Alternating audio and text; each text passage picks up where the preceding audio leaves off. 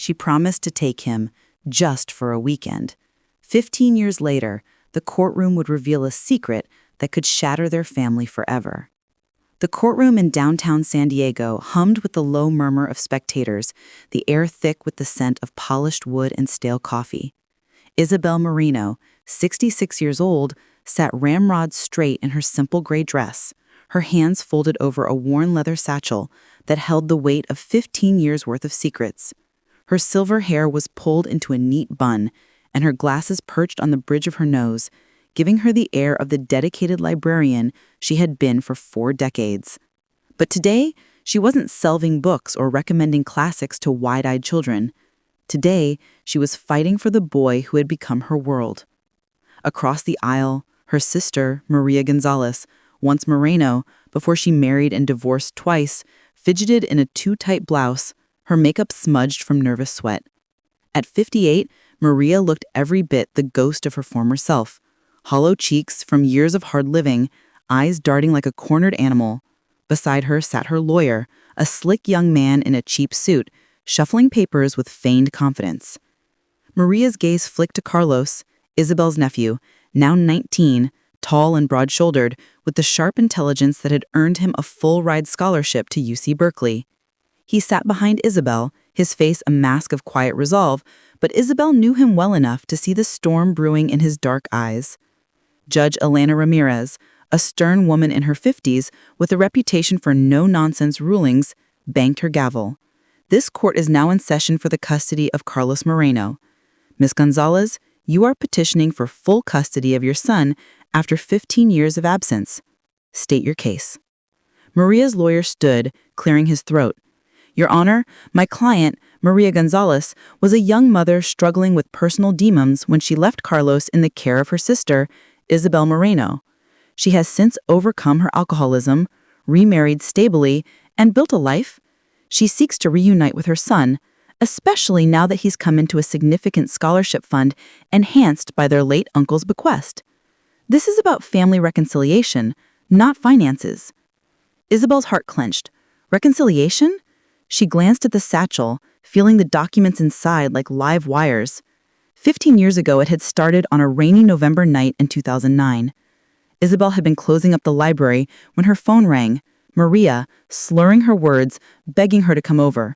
Just take him for the weekend, Izzy. I need a break. When Isabel arrived at the dingy apartment in Chula Vista, she found 4-year-old Carlos alone, curled in a corner with bruises blooming on his arms, his little face streaked with tears. Empty bottles littered the floor. The fridge was bare except for beer. Maria was passed out on the couch, reeking of vodka and regret. That weekend stretched into weeks, then months. Maria vanished into a haze of parties and bad boyfriends, sending sporadic texts. I'll be back soon. Isabel enrolled Carlos in school, bandaged his scrapes, read him bedtime stories from her favorite books. Where the Wild Things Are became the ritual. She worked extra shifts at the library to afford his clothes, his therapy for the nightmares. When Maria's occasional checks bounced, Isabel dipped into her savings. And when their Uncle Diego died 5 years ago, leaving a trust that boosted Carlos's college fund to $200,000, Isabel invested it wisely, watching it grow as Carlos excelled in school. Now Maria wanted him back. Not for love, Isabel knew, but for the money. The fund was accessible only through a legal guardian until Carlos was 21, and Maria, drowning in debt from failed real estate flips and gambling, saw it as her lifeline. Your Honor, Isabel's lawyer, a kind-eyed veteran named Mr. Patel, began when it was her turn. Ms. Moreno has been Carlos's sole guardian for 15 years. She obtained legal guardianship 10 years ago after exhaustive searches from Ms. Gonzalez yielded nothing. We have evidence that this petition is motivated not by maternal instinct, but financial desperation. Maria shot up. That's a lie. I love my boy. I was sick. Alcoholism is a disease. The judge eyebrow. You'll have your chance to speak. Proceed, Mr. Patel. Isabel opened her satchel, her hands steady despite the tremor in her soul. First, the hospital records. Photocopies from Carlos's emergency visits as a toddler, broken arm from falling downstairs, burns from accidental spills, all while under Maria's care. These show a pattern of neglect, Mr. Patel explained. Maria prioritized her addictions over her child's safety. Maria's face paled. I was young, overwhelmed. Then came the diary entries. Isabel had found the tattered journal in a box of Maria's abandoned belongings years ago, stashed in her attic like a forgotten relic. She pulled out the scanned pages, her voice soft but unyielding as she read aloud. October 12th, 2009. Carlos cried all night again. I just need one drink to shut it out. Party at Jake's tonight. Can't miss it. He'll be fine alone. Another, November 3rd, 2009. Dropped him at Izzy's. Freedom at last. No more diapers, no more whining. Time to live my life. The courtroom gasped. Carlos stared at the floor, his fists clenched. Isabel wanted to reach for him, but protocol held her back. Your Honor, Maria's lawyer stammered, these are private writings from a dark time. My client has been sober for 2 years. 2 years, Mr. Patel countered, producing bank statements subpoenaed from Maria's accounts. These show recent withdrawals to casinos and investment scams, over $50,000 in losses just last year. And emails to her financial advisor inquiring about accessing family trusts dated mere weeks after Uncle Diego's will was read. Maria buried her face in her hands. I relapsed a little, but I'm better now. Carlos needs his real mother. The judge turned to Carlos. Young man, you're of age, but your opinion matters. What do you recall of your early life with Miss Gonzalez? Carlos stood, his voice steady but laced with pain. Your Honor, I remember the hunger, the cold nights when the heat was shut off because bills weren't paid. I remember hiding under the bed when Mom's friends came over, yelling and breaking things. And I remember the day Aunt Isabel took me in. She gave me my first real meal in days, spaghetti with meatballs. She enrolled me in school, bandaged his scrapes, read him bedtime stories from her favorite books. Where the wild things are became their ritual. She believed in me when I said I wanted to be an engineer. Maria sobbed. Baby, I'm sorry. I want to make it right. Carlos met her eyes. Make it right? You didn't even send a birthday card. Not once.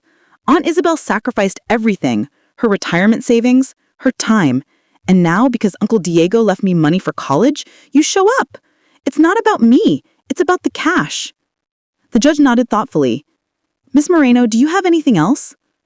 Isabel pulled the final piece. A notarized letter from Maria, dated 2010, relinquishing parental rights. I can't do this anymore. Izzy, he's yours. Don't look for me. Isabel had kept it hidden, hoping Maria would change, but hope had died long ago. Objection, Maria's lawyer cried. This letter was written under duress. The judge examined it. It appears voluntary. Ms. Moreno, explain. Maria crumbled. I was lost, but I've changed. Please. Judge Ramirez banged her gavel. Recess, for 30 minutes. I need to review. In the hallway, Isabel approached Carlos. You were brave in there. He hugged her. You're my mom, Aunt Izzy. Always have been. Maria watched from afar, tears streaming. Her lawyer whispered, we can appeal. But Maria shook her head. No, it's over. Back in session, the judge ruled. Custody remains with Isabel Moreno. Petition denied. Restraining order granted for 5 years. Miss Gonzalez, seek help. True change comes from within, not courtrooms. As they left, Isabel felt a weight lift, but the story didn't end there. Months later, Carlos started at Berkeley, thriving in engineering classes. Isabel retired from the library, volunteering to tutor kids like Carlos once was. Maria, true to her word and deceit, entered rehab, for real this time. Letters came, not demands, but apologies. I'm working on me, one read. 1 year on, Carlos visited Maria supervised. Forgiveness bloomed slowly, like a library book returned after years. Isabel watched, proud. Family wasn't blood, it was the quiet acts of love that bound souls. But let's delve deeper. This wasn't just a courtroom drama.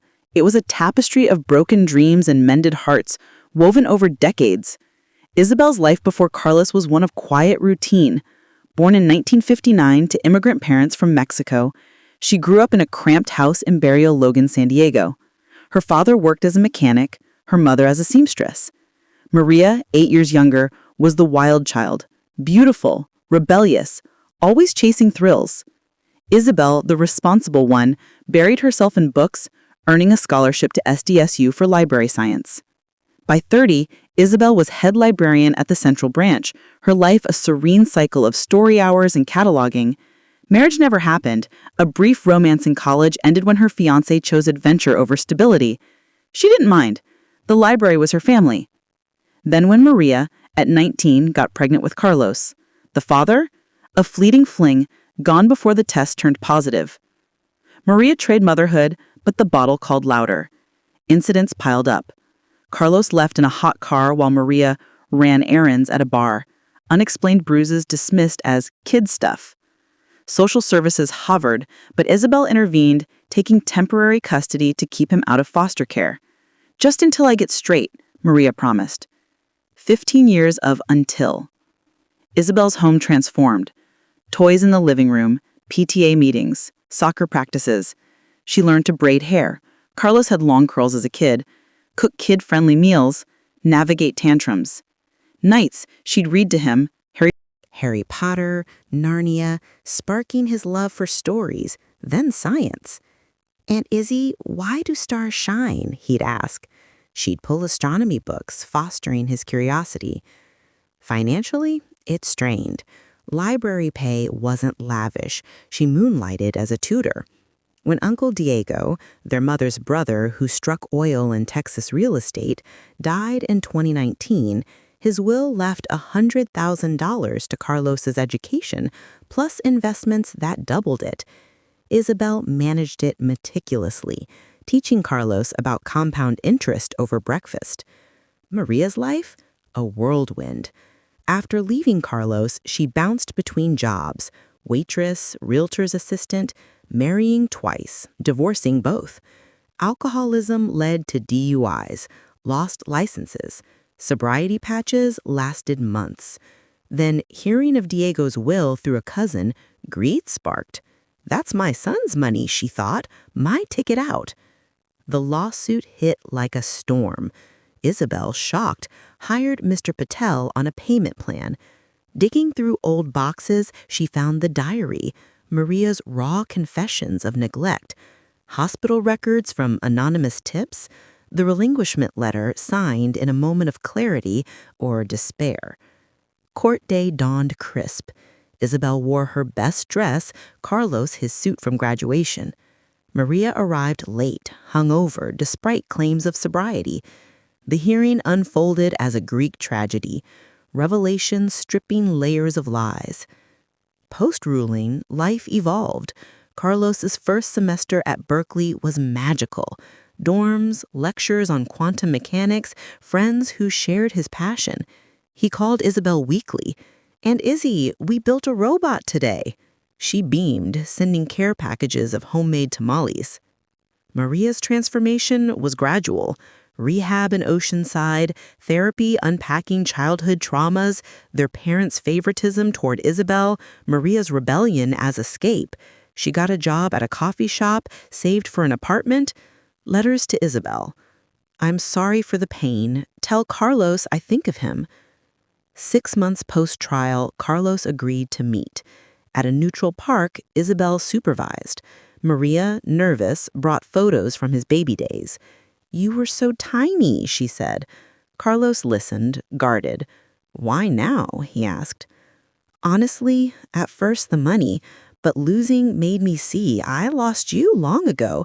I want to earn a place, if you'll let me." Forgiveness wasn't instant. Meetings sporadic, conversations awkward, but seeds planted. By Carlos's sophomore year, they texted occasionally, birthdays, holidays. Maria attended his graduation virtually, tears streaming. Isabel?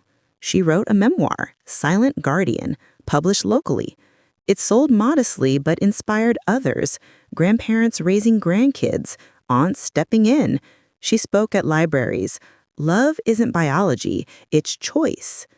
Twists lingered. 2 years later, Maria relapsed briefly, losing her job. Carlos, now an engineer at a tech firm, offered help. Not money, but resources. AA meetings, job leads, boundaries, Isabel advised. Maria recovered, stronger. In a final arc, Carlos proposed to his college sweetheart. At the wedding, Maria attended, as a guest, not mother. Isabel walked him down the aisle. Toasts flowed. To Aunt Izzy, the real hero. Years passed, grandkids arrived. Isabel, in her 80s, watched them play, echoing Carlos's childhood. Maria, reformed, became Aunt Maria, sharing stories cautiously. The best stories aren't tidy. This one? A mosaic of pain, redemption, unbreakable bonds. Isabel's legacy? Proof that one person's quiet strength can rewrite fates. In the end, family is forged in fire, tempered by time, shining eternal. In my opinion, family isn't always defined by blood. It's defined by love, sacrifice, and those who show up when it matters most. Isabel Moreno chose to be a mother when it wasn't easy. She gave Carlos not just safety, but a life full of hope and opportunities. And though Maria lost her way, she began to find herself again, learning that redemption is a journey, not a moment. What do you think? Write it in the comment box. If you love this story, don't forget to like, comment, and subscribe for more inspiring stories.